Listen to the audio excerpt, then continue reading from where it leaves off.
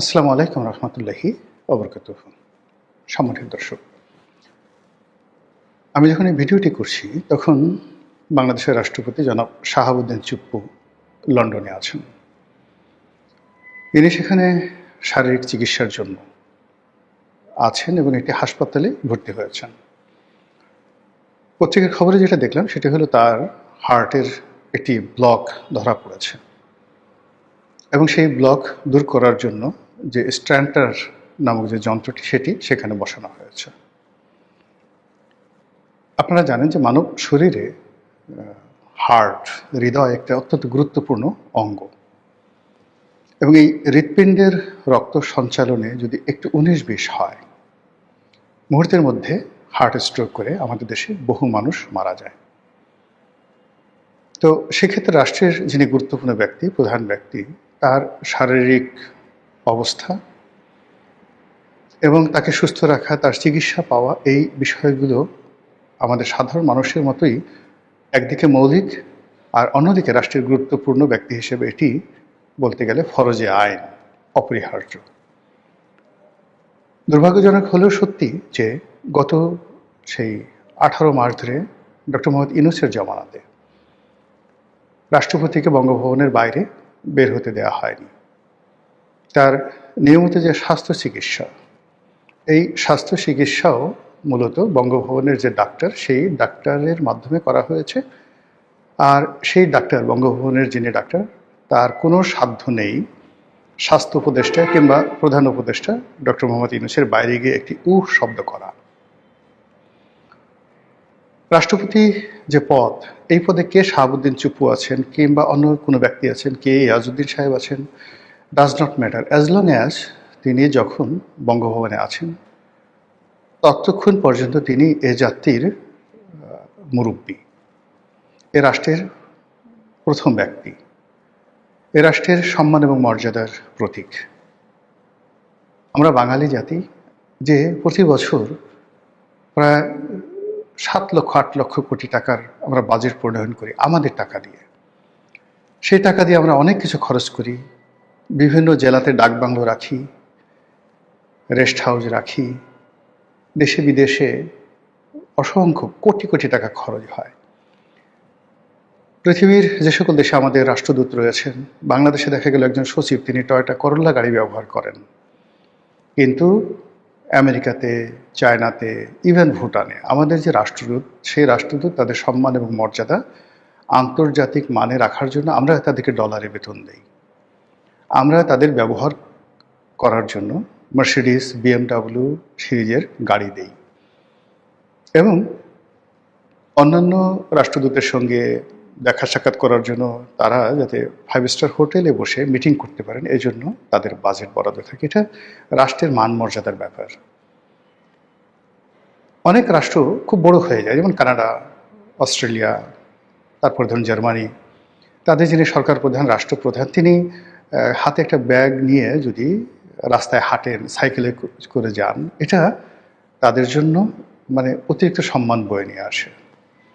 যেভাবে আমাদের দেশের অতি ধনী যারা মানুষজন আছেন, তারা যদি কেউ রিকশায় চড়েন, সাধারণ হোটেলে খেতে যান, সাধারণ একটি জামা কাপড় পরেন, তাহলে তার সম্মান বৃদ্ধি পায়। কিন্তু নতুন ব্যবসা শুরু করেছেন, আপনার কোনো গাড়ি নেই, রিকশায় করে আপনি একটা ব্যবসার ডিল করার জন্য আমেরিকানদের সঙ্গে বসলেন, কিংবা ধরুন আপনি একজন ধনী মানুষের সাথে একটা বৈঠক করতে চান, সম্পর্ক করতে চান, ঠিক সেই সময়টাতে আপনার পোশাক আশাক থেকে শুরু করে সব কিছু সেখানে শালীন হতে হয়। একটা সার্টেন লিমিট পর্যন্ত মানুষকে এই আভিজাত্যটা বজায় রাখতে হয় এবং এটা শো আপ করতে হয় মধ্যবিত্ত, উচ্চ মধ্যবিত্ত পর্যন্ত। আপনি যদি খুব বেশি উচ্চবিত্ত হয়ে যান, তাহলে সবাই যখন জানে যে এই লোক এই গ্রুপের মালিক, বসুন্ধরার মালিক, এই গ্রুপ ইস্পাহানি গ্রুপের মালিক, পার্টেজ গ্রুপের মালিক, বেক্সিমকো গ্রুপের মালিক, তারা একটা লুঙ্গি পরে হাঁটলেও মানুষ মনে কিছু করে না, মনে করে যে না এদের আছে অনেক। কিন্তু যে সকল মানুষের ফেজ নেই, লোকজন চিনে না, জানে না, তাকে গাড়ি বাড়ি পোশাক আশাক দিয়ে, বডিগার্ড দিয়ে তাদেরকে শো আপ করতে হয়। তো তদ্রূপ বাংলাদেশের মতো একটা রাষ্ট্র, সেই রাষ্ট্রের যিনি প্রধানমন্ত্রী হবেন, সেই রাষ্ট্রের যিনি রাষ্ট্রপতি হবেন, সচিব হবেন, এবং বিদেশের সঙ্গে যখন তাদের কোনো বৈঠক হবে, সেখানে আমাদের দেশকে রিপ্রেজেন্ট করার জন্য আসলে ওই ধরনের শিক্ষা দীক্ষা পোশাক পরিচ্ছদ আভিজাত্য সব কিছু দরকার। আর এজন্যই কিন্তু আপনি দেখবেন যে রাষ্ট্রের যে কে পোস্টগুলো আছে, পোর্টফোলিওগুলো আছে, সেখানে যথেষ্ট যাকে বলা হয় আভিজাত্য বজায় রাখার চেষ্টা করা হয়। আপনি আইজির রুমে গিয়ে দেখেন, সেনাপ্রধানের যে রুম গিয়ে দেখেন, আপনার কাছে মনে হবে যে আমেরিকার যে সেনাপ্রধান তার চাইতে আরও বেশি জাঁকজমকপূর্ণ। কারণ হলো এটা আমাদের দেশে দরকার, আদারওয়াইজ লোকজন বিদেশে যারা আছে তারা পাত্তা দেবে না। তো সেই অর্থে আমাদের বঙ্গভবন, আমাদের গণভবনে আমরা সাজসজ্জা করি, আমাদের এখানে অনেক খরচ হয়। আমাদের রাষ্ট্রপ্রধানরা, সরকার প্রধানরা অনেক সময় বিদেশে যান চিকিৎসা করার জন্য, কিংবা চার্টার প্লেনে করে যান।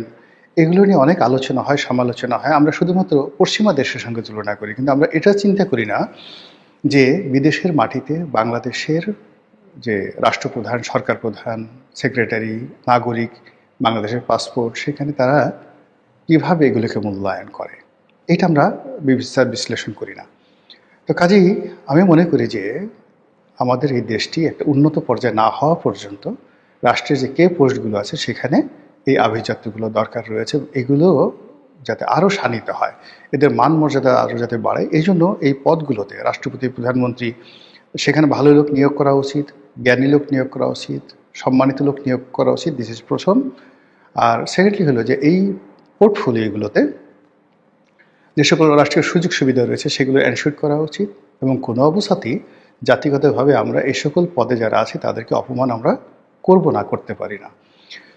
তো সেই দিক বিবেচনায় আমাদের বাংলাদেশে অনেক রাষ্ট্রপতি এসেছেন, কিন্তু জনাব শাহাবুদ্দিন চুপ্পুকে গত 18 মাসে অর্থাৎ ইউনূস জমানাতে যে অপমান করা হয়েছে, যে লাঞ্ছনা দেওয়া হয়েছে, যে গঞ্জনা দেওয়া হয়েছে, এটা শুধু বাংলাদেশ নয়, এমন কোনো রাষ্ট্রপতি এশিয়াতে অপমানিত হয়েছেন গত 50 বছর আমার জানা নেই।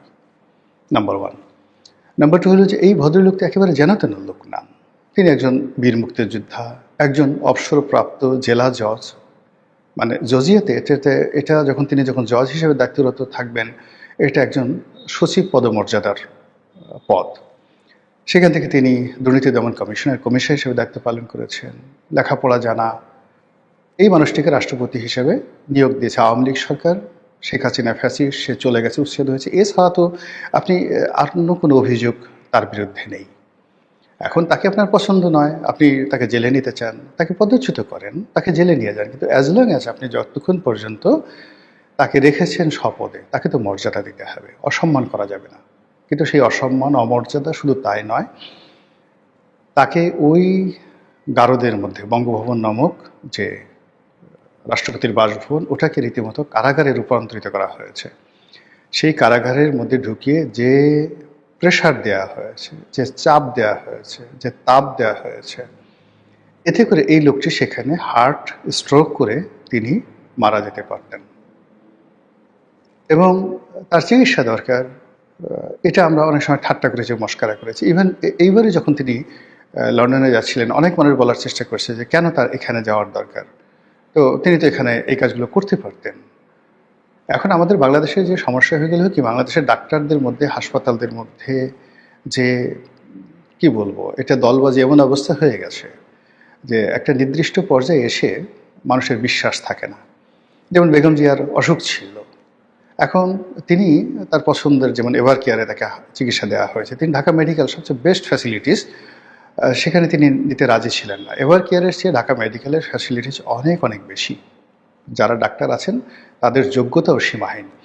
কিন্তু ওই যে বেগম জিয়ার একটা ভয় ছিল যে যদি সেই আওয়ামী লীগের কোনো ডাক্তার থাকে এবং সে চিকিৎসার নামে সেখানে অপচিকিৎসা করে, তো এই যে একটা ভয় এবং আতঙ্ক, এটা যখনই কোনো একটা মানুষ সর্বোচ্চ পর্যায়ে পৌঁছে যায় এবং তার যখন নিরাপত্তার প্রয়োজন হয়, তখন এই জিনিসগুলো তার মধ্যে এসে যায়।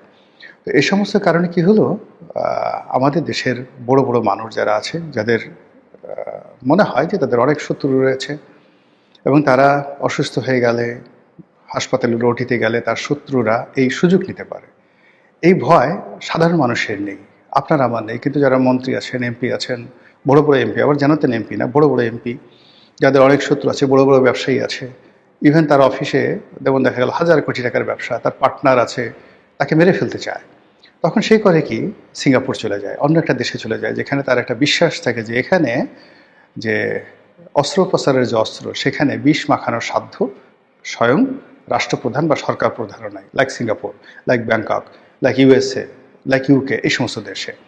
ফলে এই যে আমাদের দেশের বিভিন্ন মানুষ বিভিন্ন দেশে যায়, এটার কতগুলো মনস্তাত্ত্বিক বিষয় রয়েছে। চিকিৎসা একটা মনস্তাত্ত্বিক বিষয়। তো সেদিক থেকে রাষ্ট্রপতি যখন ইংল্যান্ডে গেলেন, তখন সবাই ঠাট্টা করেছেন, মস্করা করেছেন যে কি দরকার ছিল একটা আবর্জনাকে টানার, শেখ হাসিনার একটা আবর্জনা, সেটাকে আমরা এখনো মাথায় করে ঘুরছি। কিন্তু যখন সেখানে চিকিৎসা করার পরে দেখা গেল যে ইংল্যান্ডের হাসপাতালে তার হার্টে ব্লক ধরা পড়েছে, এবং সেই হার্টের ব্লক নিয়েই তিনি এতদিন এই দুর্বিষহ জীবনযাপন করছেন বঙ্গভবনের মধ্যে। যদি ধরুন যখন বাইরে এনসিপির লোকজন, ইনকলাব মঞ্চ, অন্যান্য যে বিভিন্ন সংগঠন আছে, তারা রাষ্ট্রপতির ওই রাষ্ট্রপতি ভবন ঘেরাও করেছিল, ঠিক ওইরকম অবস্থায় যাদের হার্টের ব্লক আছে, কিংবা যাদের ব্লকের অপারেশন হয়েছে, হার্ট অপারেশন হয়েছে, যাদের পেস মেকার লাগানো আছে, এরকম একজন মানুষ হিসেবে যদি আপনি আমার এই জিনিসটি দেখেন, একবার একটু কল্পনা করেন তো এরকম অবস্থায় আপনি পড়লে আপনার কেমন লাগতো? এখন আপনি যত খারাপ হন না কেন, কিন্তু আপনার তো স্ত্রী আছে, আপনার সন্তান সন্ততির সব কিছু আছে, যারা আপনাকে অনেক অনেক ভালোবাসে। তো কাজেই এই যে ভালোবাসার যে মানুষগুলো আছে, সেই ভালোবাসার মানুষগুলোকে যদি আপনাকে আশ্রয় দিতে হয়, প্রশ্রয় দিতে হয়, সেই ভালোবাসার মানুষজন আপনার অবর্তমান আপনাকে নিয়ে কাঁদবে। পৃথিবীর সবচেয়ে ডাকাত যে মানুষটি, তারও স্ত্রী তার জন্য কাঁদে, তার স্ত্রী তাকে নিয়ে ভালোবাসে। তদ্রূপ রাষ্ট্রপতির যারা সন্তান আছেন, নাতি আছে, পুতি আছে, স্ত্রী আছে, আত্মীয় স্বজন, ভাই বোন আছে, তো তাদের কাছে তো তিনি রাষ্ট্রপতি নন, তিনি একজন চুপ্পু, তিনি একজন মানুষ। সেই মানুষটি সেই বুকের ব্যথা নিয়ে, ব্যামো নিয়ে এই 2 বছর যাবৎ সে কার্যত বন্দী অবস্থায় ছিল ইউনূস সাহেবের জমানাতে। এখন এটাকে তার নিয়তির ফল বলবেন, ডক্টর মোহাম্মদ ইউনূসের নিষ্ঠুরতা বলবেন, অভদ্রতা বলবেন, নাকি আমাদের বাঙালি জাতির যে চিরাচরিত কালচার, সেই চিরাচরিত কালচার অনুযায়ী আমরা সবসময় মানুষকে যাকে বলা হয় ছোট করি, মানুষকে কষ্ট দিয়ে আনন্দ পাই, মানুষকে গালাগাল করে আনন্দ পাই, সেই রকম। মহান আল্লাহ আমাদের সবাইকে হেদায়েত দান করুন এবং হেফাজত করুন। আসসালামু আলাইকুম ওয়া রাহমাতুল্লাহি ওয়া বারাকাতুহু।